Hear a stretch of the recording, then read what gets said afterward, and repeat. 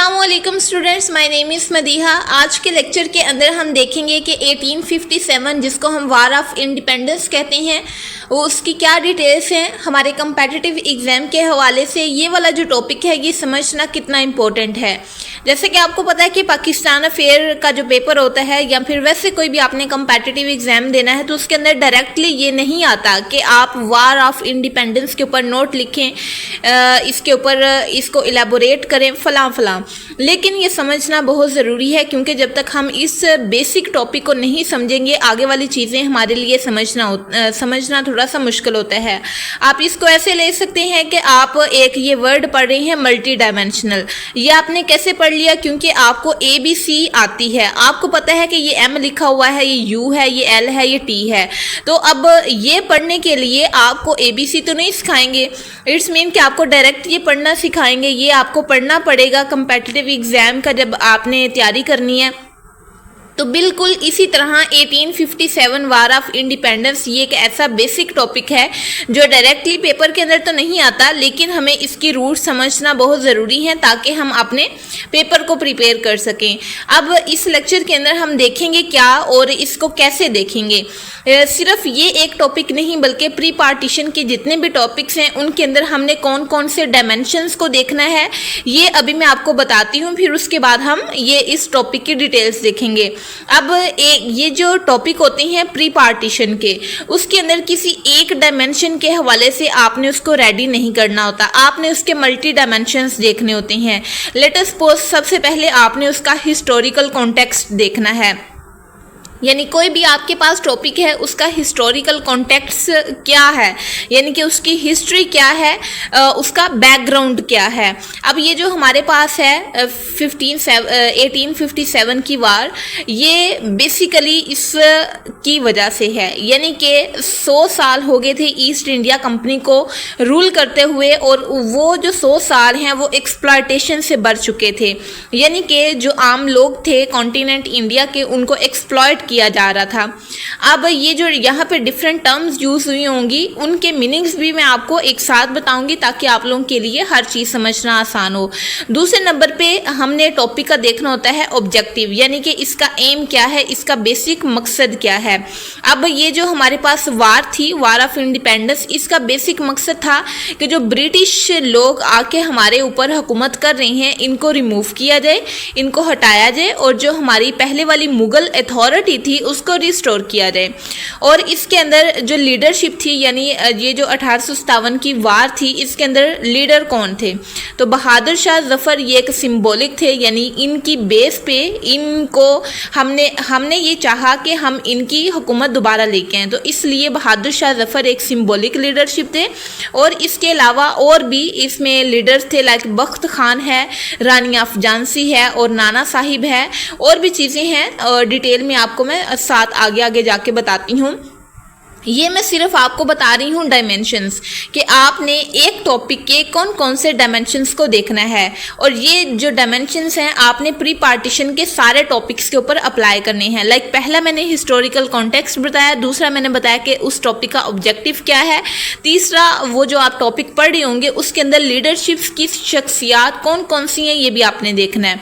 चौथे नंबर पे आपने देखना है कि इसकी काजेस क्या हैं, यानी कि जो इवेंट हुआ है उसकी क्या रीजंस थी। जैसे कि हमारे पास वॉर ऑफ इंडिपेंडेंस है तो इसके अंदर पॉलिटिकल, इकोनॉमिक, सोशल, मिलिट्री, ये सारी जो उसकी रीजंस हैं वो इंक्लूड हैं। इसकी डिटेल में आपको आगे जाके बताऊंगी तो फिर आपको बहुत अच्छे से समझ आ जाएगी। पांचवा डायमेंशन जो आपने देखना होता है वो है फेलियर ऑफ रीजन, यानी कि जो एक इवेंट हुआ अगर वो सक्सेस हुआ है और अगर वो फेल हुआ है तो उसके पीछे क्या रीजंस हैं। चूंकि ये 1857 की वार फेल हो गई थी तो उसके लिए हमने फेलियर की रीजंस लिखी हैं। अगर कोई इवेंट कामयाब हो जाता है तो उसके कामयाब होने की रीजंस हमने यहाँ पे लिखनी होंगी। इसके अलावा जो सबसे इम्पोर्टेंट डायमेंशन है वो ये है कि वो जो आपके पास एक टॉपिक है, वो जो एक इवेंट हुआ है, वो किस तरीके से टू नेशन थ्योरी के साथ हमें लिंक करता है। अब ये जो 1857 की वार हुई, इसके बाद जो ब्रिटिश लोग थे उन्होंने कहा कि ये जो मुस्लिम्स हैं सारे का सारा ब्लेम इन पे आ गया कि इन्होंने ये वार करवाई है। ये चाहते थे कि इनका जो मुस्लिम हुक्मरान है, जिसको बहादुर शाह जफर कह रहे हैं हम, वो दोबारा से आए। तो उन्होंने मुसलमानों को ये रियलाइज़ करवाया कि वो एक सेपरेट आइडेंटिटी है, उनको जॉब से फारग कर दिया, यानी उनके सारे हकूक़ वगैरह ले ले।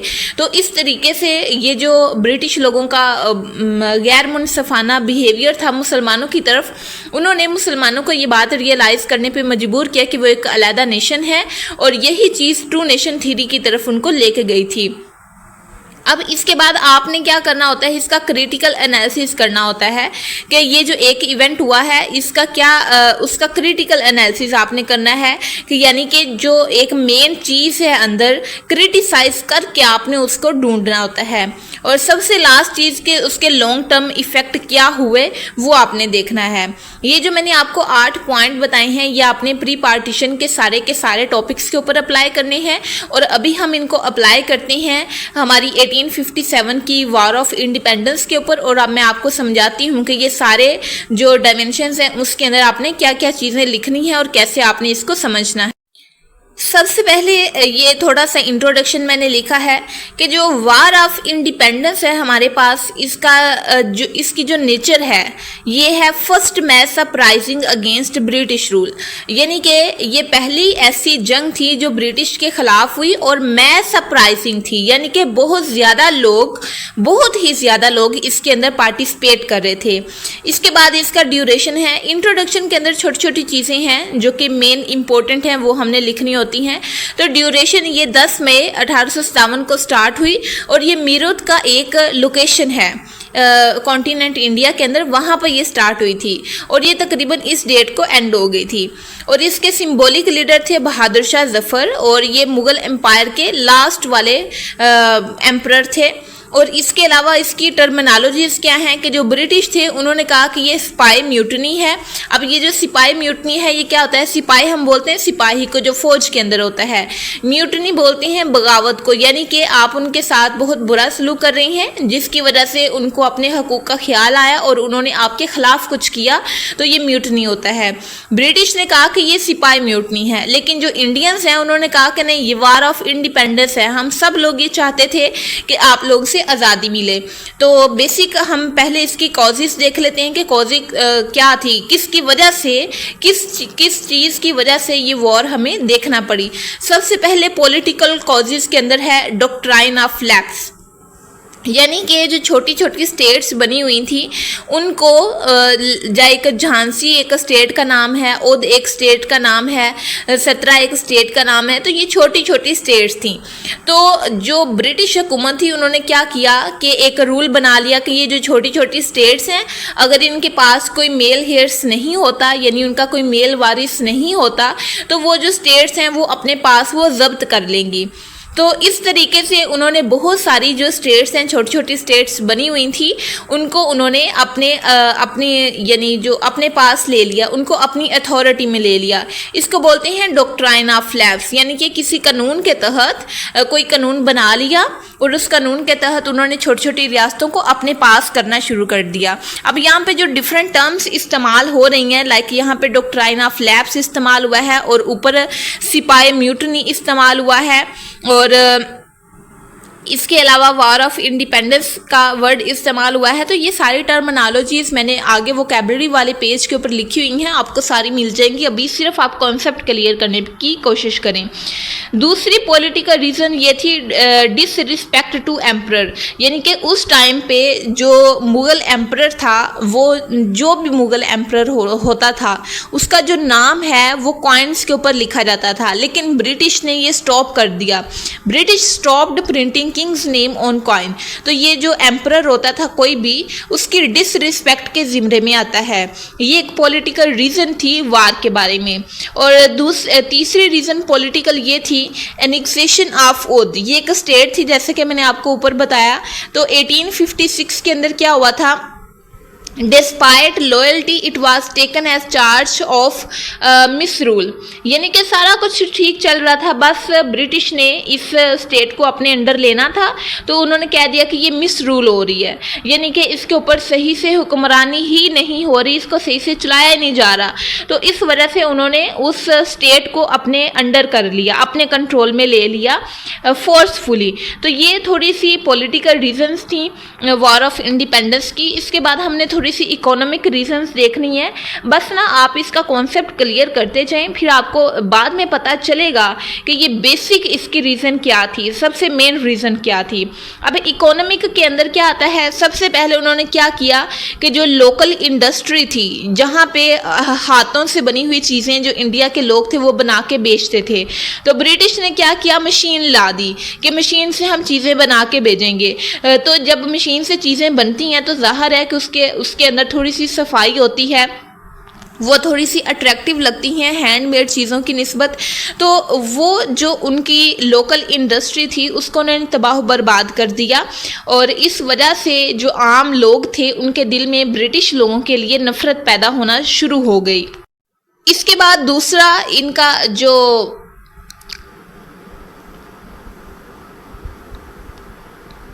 इसके बाद जो दूसरी काज है वो है हैवी टैक्सेशन। यानी कि आपको पता है कि इंडिया के अंदर एरीगेशन का सिस्टम ज़्यादा है, एग्रीकल्चर से ज़्यादा लोग वाबस्ता है। तो उसके अंदर उन्होंने क्या किया कि जो भी लोग ज़मीन से अपना रोज़गार चलाते थे तकरीबन 60 से 70% तो उन्होंने टैक्स लगा दिया। जब इतना ज़्यादा टैक्स लगा दिया तो फार्मर्स का तो खाना ही पूरा नहीं होता। तो उन्होंने क्या किया, बहुत सारे फार्मर्स ने तंग आके सुसाइड करना स्टार्ट कर दिया। जब उन्होंने सुसाइड करना स्टार्ट किया तो ऑब्वियसली पॉवर्टी बढ़ेगी, क्योंकि जो एग्रीकल्चर कंट्रीज़ होती हैं, एग्रीकल्चरल कंट्रीज़ के अंदर ज़्यादातर जो बेसिक नीड्स हैं खाने पीने की वो तो हमारी वहीं से पूरी होती हैं। तो उन्होंने बहुत ज़्यादा लैंड रेवेन्यू बनाना शुरू कर दिया, यानी कि टैक्स लगा दिए और टैक्स अपने हुकूमत के ख़जाने में जमा करना शुरू कर दिए, जिसकी वजह से अभी तो हुकूमत बनी नहीं थी उनकी। तो हुकूमत बनने से पहले यानी कि 1857 की जंग से पहले जो ईस्ट इंडिया कंपनी थी उसने ज़मीनें खरीद ली हुई थी। तो जब उसने ज़मीनें खरीद ली हैं तो जो फार्मर्स हैं ज़ाहिर है वो उनको रेंट देते होंगे, टैक्स देते होंगे, और फिर वो जैसे कि हमारे यहाँ जो ठेके पे ज़मीन देते हैं, तो उस टाइम पे भी फार्मर्स जो हैं वो ठेके पे ज़मीन लेके तो अपना काम करते थे। जब उन्होंने ये सारे एक्सपेंडेशंस बढ़ा दिए तो जो फार्मर्स हैं उतना ज़्यादा तो वो कमा ही नहीं पाते थे जितना उनको दोबारा उनको देना पड़ता था। तो इस वजह से उन्होंने तंग आके सुसाइड कर ली। इसके बाद है ड्रेन ऑफ वेल्थ। अब ड्रेन ऑफ वेल्थ ये बहुत ही इम्पोर्टेंट रीज़न है। इसके अंदर क्या था कि जो इंडिया के रिजर्व थे, गोल्ड के थे और दूसरे जो रिसोर्सेज थे, ब्रिटिश ने सबको इकट्ठा करके जमा करके इंग्लैंड के अंदर जाके यानी कि अपने मुल्क के अंदर जाके उनको जमा करना शुरू कर दिया।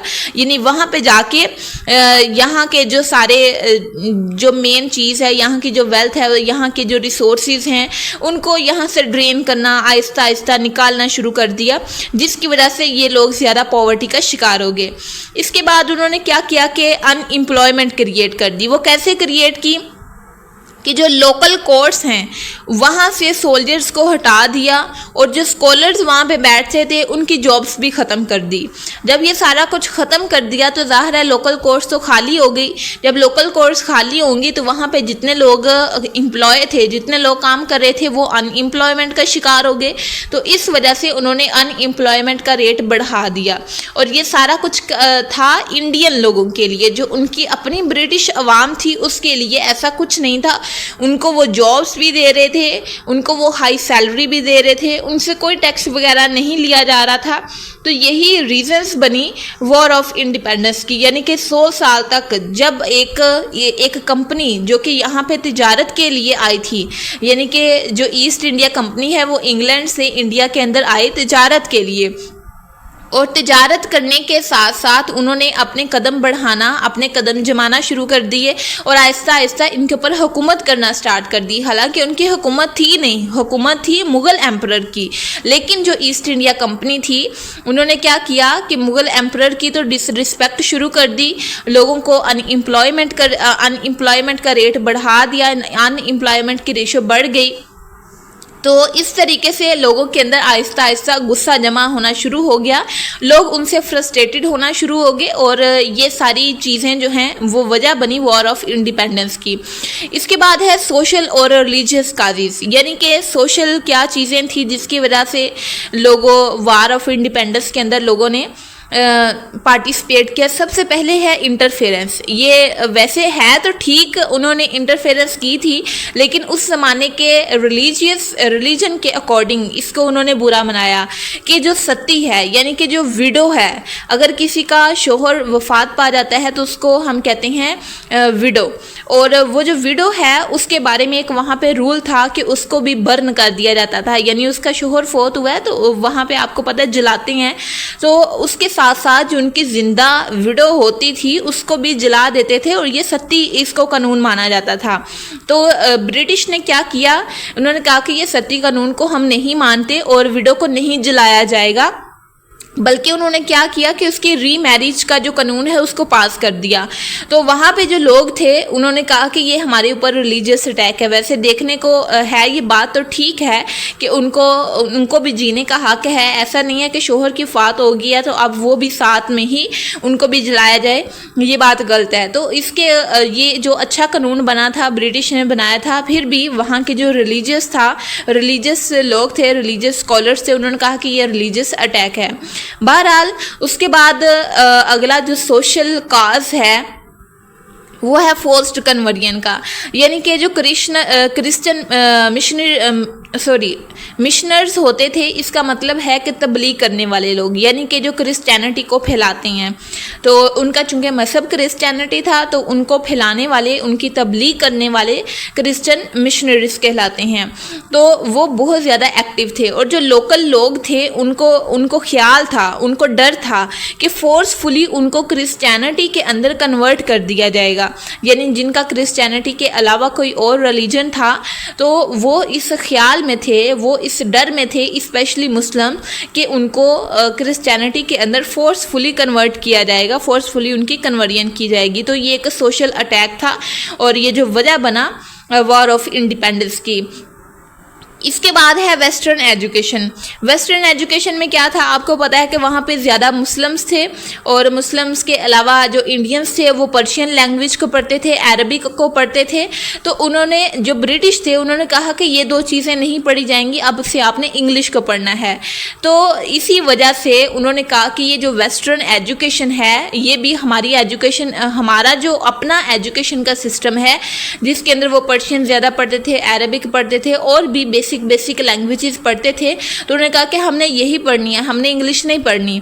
अब यहाँ पे मैं एक बहुत ही इंपॉर्टेंट चीज़ आपको बताना चाहती हूँ कि ये जो इंग्लिश की तरफ रुझान आया था, मुस्लिम्स ने यहाँ पे कहा कि ये हम अपनी लैंग्वेजेस को ही पढ़ेंगे, इंग्लिश जो है ये ब्रिटिश लोगों की ज़ुबान है, हम इसको नहीं पढ़ेंगे। उन्होंने कहा कि ये बहुत ही गंदी ज़ुबान है, हम इसको नहीं पढ़ेंगे, ये हमारे रिलीजन के ख़िलाफ़ है। लेकिन फिर आहिस्ता आहिस्ता आइडियालॉजीज़ आई, बहुत ज़्यादा शख्सियात सामने आई, उन्होंने मुसलमानों को समझाया कि भाई नहीं, आप अगर इसको नहीं पढ़ेंगे, ये इल्म है, और इल्म किसी भी चीज़ का होता है, ये आपको आपके दीन से दूर नहीं करेगा। अगर आप इसको नहीं पढ़ेंगे तो आप इकोनॉमिकली, सोशली लोगों से पीछे हो जाएंगे, और जब आप लोगों से पीछे हो जाएंगे तो ऑटोमेटिकली आपके अंदर पॉवर्टी आएगी और आप लोगों से बहुत ज़्यादा पीछे रह जाएंगे। तो इसलिए आपको इसे पढ़ना चाहिए, और बहुत ही अच्छे तरीके से मुसलमानों को समझाया। बहरहाल वो जो थ्योरी है, जो अलीगढ़ मूवमेंट है, उसको हम आगे जाके पढ़ेंगे आगे वाले लेक्चर्स के अंदर। अब मेन कास्ट जो लास्ट वाली बनी वो है मिलिट्री की। ये इसको हम इमीडिएट कास्ट भी कहते हैं। इमीडिएट कास्ट क्यों कहते हैं? क्योंकि यही सबसे बड़ी रीज़न थी 1857 की जंग की। अब सबसे पहले इसके अंदर क्या था, ग्रीस्ड कैटरिज दिए जाते थे, यानी कि उनको ऐसे वेपन्स दिए जाते थे सिपाहीज़ को, यानी कि मिलिट्री के सिपाहियों को, कि वो उनके ऊपर ना पिग और को इनकी चर्बी लगी होती थी। सिंपल अल्फाज में मैं आपको समझा के बताती हूँ। आपको पता है जो को है हिंदुओं का ये रिलीजन है कि वो उसको खाते नहीं है, और मुसलमानों के रिलीजन के अंदर जो पिग है उसको खाना हराम है।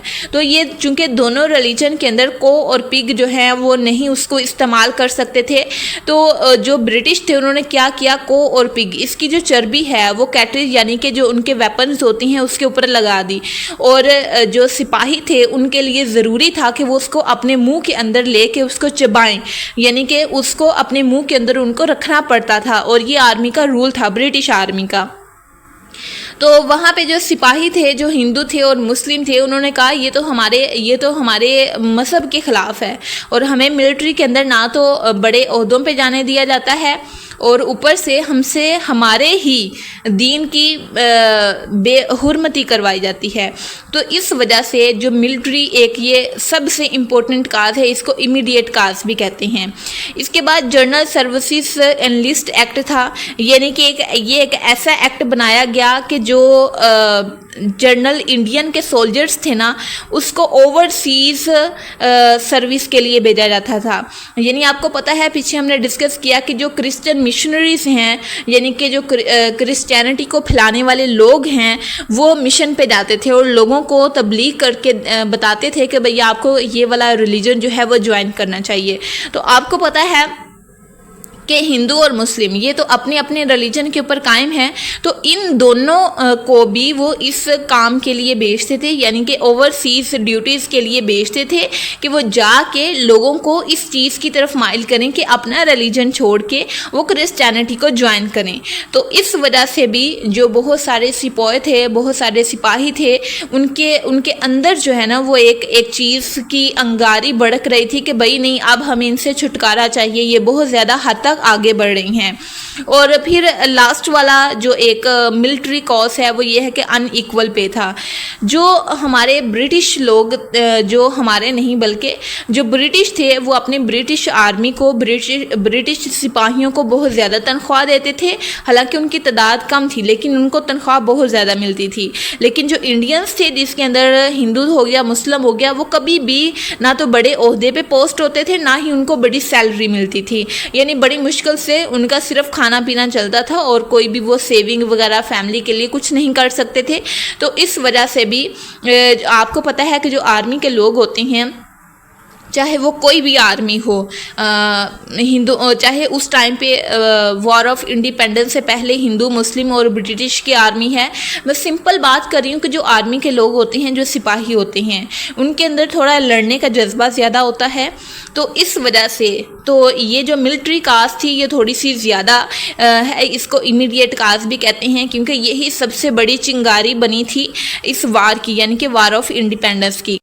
ये हमने थोड़ी सी रीजंस देखी। अब जो 2-3 पॉइंट हमने देखने हैं वो है कि ये जो 1857 की जंग है ये क्यों फेल हुई, किस तरीके से ये फेल हुई, क्या रीजंस थी इसके फेल होने की, फिर उसके बाद इसके कॉन्सिक्वेंसेस क्या हुए, क्या 1857 की जंग फेल होने के बाद क्या नताइज निकले, इसके बाद इसका मुसलमानों के ऊपर क्या इम्पैक्ट था, ये चीज़ हमने देखनी है। और लास्ट पे हमने देखना है कि इसकी की फिगर्स क्या हैं, यानी कोर्स में आपको कुछ बताऊंगी तो जो कि आपके पेपर के अंदर, आपके इंटरव्यू के अंदर आपको हेल्प करेंगे।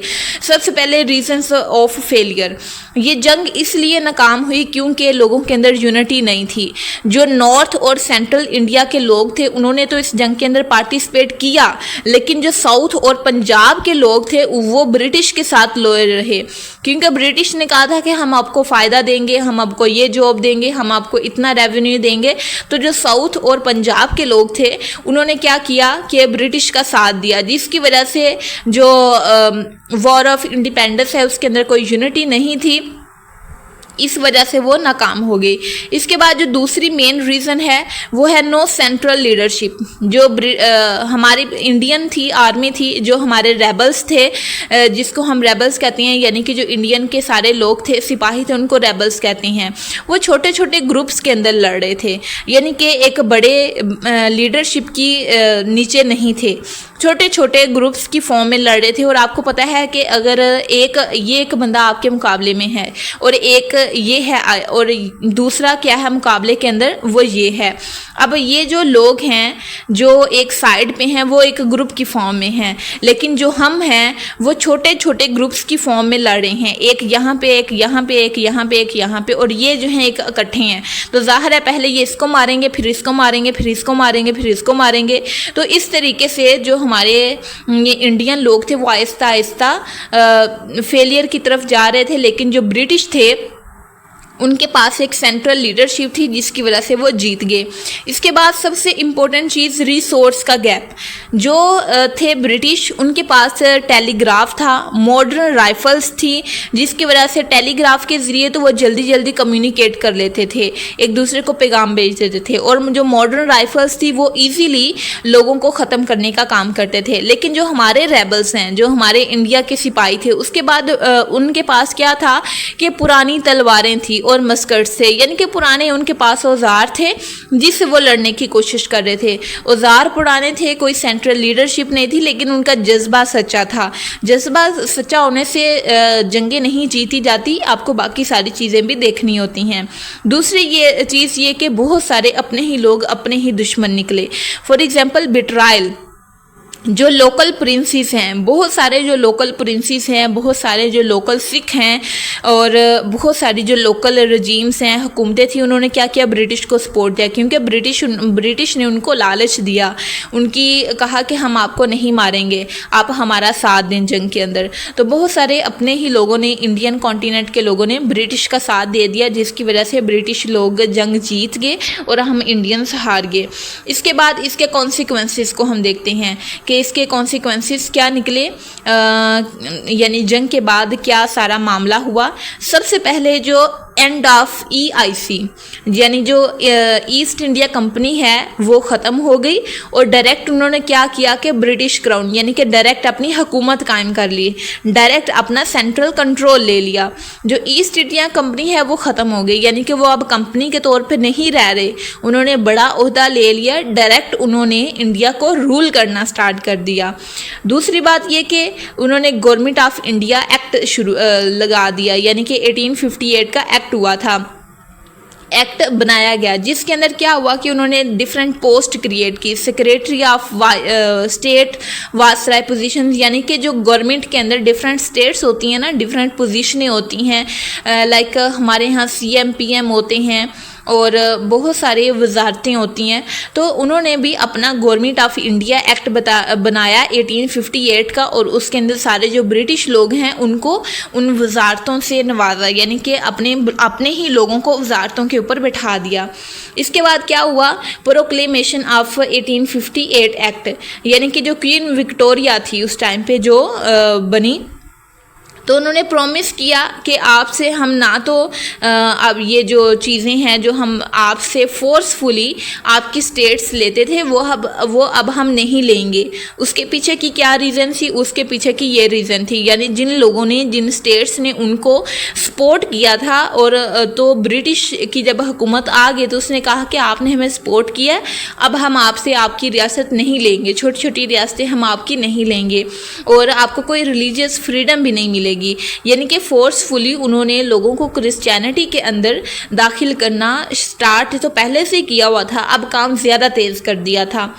इसके बाद मिलिट्री रिफॉर्म के अंदर उन्होंने क्या किया कि जो ब्रिटिश के सोल्जर्स हैं उनको भर्ती करना स्टार्ट कर दिया, और यानी ज़्यादा से ज़्यादा ब्रिटिश के जो लोग हैं उनको सोल्जर्स के तौर पे रखना शुरू कर दिया, और ये कहा कि हम फ्यूचर के अंदर कोई ऐसा काम हो, यानी कि फ्यूचर के अंदर कोई भी जो सिपाही है या सिपाहियों का ग्रुप है वो हमारे ख़िलाफ़ ना खड़ा हो जाए। इस वजह से उन्होंने ब्रिटिश के जो सोल्जर्स हैं उनकी तादाद ज़्यादा कर दी, और जो इंडियंस हैं लाइक मुस्लिम्स हैं और हिंदूस हैं उनको उन्होंने फौज से निकालना शुरू कर दिया, और ऑटोमेटिकली क्या हुआ कि अनएम्प्लॉयमेंट बढ़ेगी, और इन लोगों के अंदर क्या है, गुर्बत का एहसास ज़्यादा हो गया था। ये हमने देखा कि रीजंस क्या थी फेलियर की 1857 वार के, और उसके बाद उसके कॉन्सिक्वेंसेस क्या निकले। अब हमने देखना है कि इसका क्या इम्पैक्ट पड़ा मुस्लिम्स के ऊपर। सबसे पहले ये जो 1857 की जंग है, जो ब्रिटिश ने कहा कि उन्होंने सारे का सारा जो ब्लेम है वो मुसलमानों के ऊपर लगा दिया कि ये जो हमारे ऊपर वार की गई है, जो हमारे ख़िलाफ़ वार हुई है, सारे के सारे मुसलमान इसके कसूरवार हैं, क्योंकि मुसलमान मुसलमान ये चाहते थे कि जो मुग़ल एम्परर है, जो मुग़लों की हुकूमत है, वो दोबारा से आए। और आपको पता है मुग़ल तो मुसलमान थे, इस वजह से मुसलमानों के ऊपर जो है वो ज़्यादा घेरा तंग हो गया। इसके बाद इकोनॉमिक रूइन का इम्पैक्ट पड़ा। मुसलमान जो थे उनको गवर्नमेंट सर्विसेज से निकाल दिया गया, कोई बड़ा ओहदा नहीं दिया जाता, तो इस वजह से मुसलमानों की जो इकोनॉमिक कंडीशन है वो भी ख़राब हो गई। और जब इकोनॉमिक कंडीशन ख़राब हुई तो एजुकेशनल बैकवर्डनेस का भी इशू आया, यानी कि जो मुसलमान हैं वो अपनी एजुकेशन से पीछे होते गए। पीछे मैंने आपको एक चीज़ बताई है कि जो इंग्लिश को जब इंट्रोड्यूस करवाया ब्रिटिश ने, कहा कि अब आपको इंग्लिश पढ़नी पड़ेगी अरबिक पर्शियन को छोड़ के, तो मुसलमान उसको नहीं पढ़ते थे, कहते थे कि नहीं भाई ये हमारे रिलीजन के ख़िलाफ़ है। तो उस वजह से एजुकेशनल बैकवर्डनेस भी आई, मुसलमान एजुकेशन के हवाले से पीछे रह गए। और सबसे ज़्यादा जो क्राइसिस हुआ वो आइडेंटिटी क्राइसिस था, यानी मुसलमानों के ऊपर ये इम्पैक्ट पड़ा कि चूंकि जो ब्रिटिश हैं वो उनको ये रियलाइज़ करने पे मजबूर करते थे कि मुस्लिम जो हैं वो एक सेपरेट नेशन है, वो उनको सेपरेट नेशन की तरह ट्रीट करते थे। उनको जॉब से निकाल दिया, उनकी सैलरीज कम कर दी, उनको हर चीज़ का ब्लेम मुसलमानों के ऊपर लगा दिया। तो मुसलमान सिर्फ अपने अपने सगे रह गए थे और जो बाकी अवाम है वो तो ब्रिटिश के साथ मिल चुकी थी। और ये जो सारी चीज़ें हैं उन्होंने अलीगढ़ मूवमेंट की तरफ इशारा किया, यानी कि जो मुसलमान हैं जब ये सारी चीज़ें उन्होंने देखी तो अलीगढ़ मूवमेंट यहाँ से जन्म लेती है। अब अलीगढ़ मूवमेंट है क्या ये भी मैं आपको आगे वाले लेक्चर के अंदर बताऊंगी, लेकिन फ़िलहाल के लिए ये बता दूं कि अलीगढ़ मूवमेंट की वजह से मुसलमानों ने इंग्लिश को पढ़ना स्टार्ट किया और मॉडर्न मुस्लिम्स बनना स्टार्ट कर दिया। अब इसके की फिगर्स और कोट्स क्या है वो हमने देखनी है। जैसा कि मैंने आपको बिल्कुल स्टार्ट ये पे मल्टी डायमेंशनल पढ़ाते वक्त ये बताया था कि उसके अंदर जो लीडर्स हैं वो कौन कौन से थे, तो लीडर के अंदर रांसी ऑफ झांसी भी आया था, जिसकी उन्होंने स्टेट को फोर्सफुली अपने पास ले लिया था। अब रानी ऑफ झांसी ने कहा था I shall not give up my Jhansi, यानी कि जो मेरी स्टेट है मैं उसको गिव अप नहीं करूँगी, मैं उसको नहीं दूंगी। तो ये उन्होंने कहा था, ये उनका कोट है। इसके बाद अगली जो की फिगर है, जो की लीडरशिप है वो है नाना साहिब। ये कानपुर के अंदर लीडर थे और ये वार के अंदर उन्होंने डायरेक्टली पार्टिसिपेट किया था। इसके बाद है बख्त खान ये एक्चुअल मिलिट्री लीडर थे दिल्ली के अंदर आपको पता है चूँकि हिंदुओं की जो परसेंटेज है वो ज़्यादा है, तो हिंदुओं की रेशो ज़्यादा होने की वजह से बख्त खान जो हैं वो मिलिट्री कमांडर थे।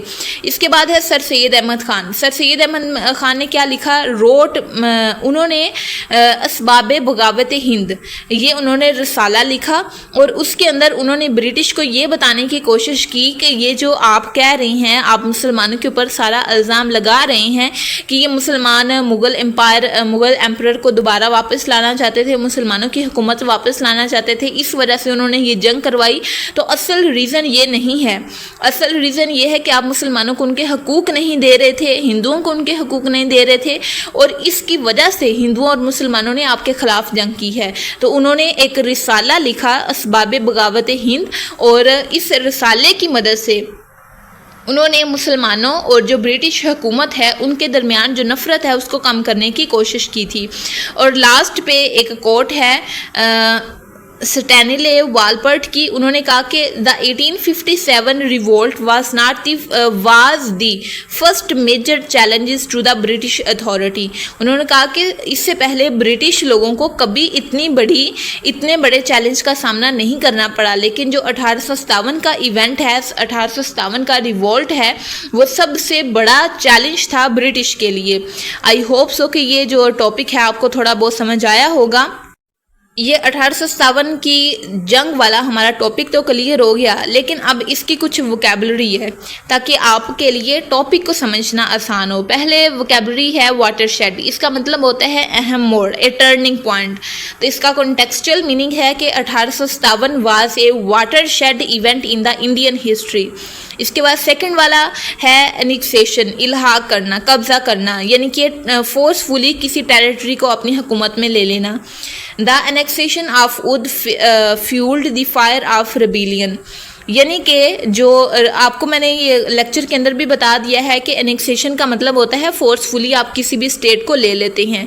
लेकिन जब जो ब्रिटिश है उन्होंने उद की जो स्टेट है उसके ऊपर कब्जा किया तो ये एक स्टेट जो है बहुत बारी थी और इसकी वजह से जो लोगों के अंदर आग लगी रिबेलियन की, उनके पास से बदला लेने की, तो वो बहुत ज़्यादा थी। इसी तरह रिबेलियन थर्ड वाला वर्ड है रिबेलियन, रिवोल्ट। इसका मतलब होता है बगावत करना, यानी कि कोई ऐसा सख्त काम करना गवर्नमेंट के ख़िलाफ़। तो उस टाइम पे गवर्नमेंट क्या थी? ब्रिटिश। तो ब्रिटिश के ख़िलाफ़ जो है वो रिवोल्ट स्टार्ट हुआ मई 10, 1857 में और ये मीरठ के मकाम पे हुआ था स्टार्ट। आगे वाले जो वर्ड्स हैं मैं आपको नहीं बता रही, आप जस्ट ऐसे ही स्क्रीनशॉट लेके इसको खुद पढ़ें क्योंकि मेरा गला थोड़ा सा हो रहा है। वर्ड है सिपोए, डॉक्ट्राइन और एक्सप्लॉयटेशन। इसका आप स्क्रीनशॉट ले लें ताकि आप इसको पढ़ सकें।